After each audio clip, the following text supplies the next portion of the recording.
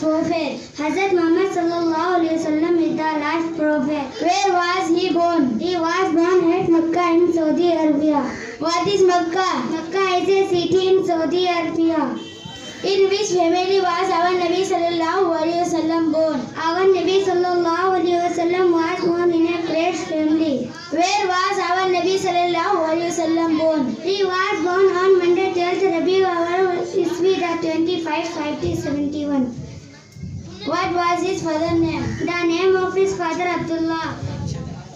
When father died, his father had died. He became orphan.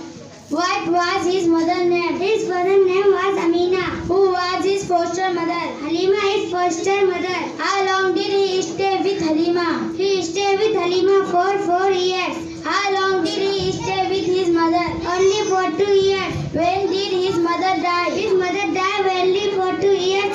So he became orphan. With whom did he live then? He lived with his grandfather. Who was his grandfather? His grandfather was Abdul Muttalib. How long did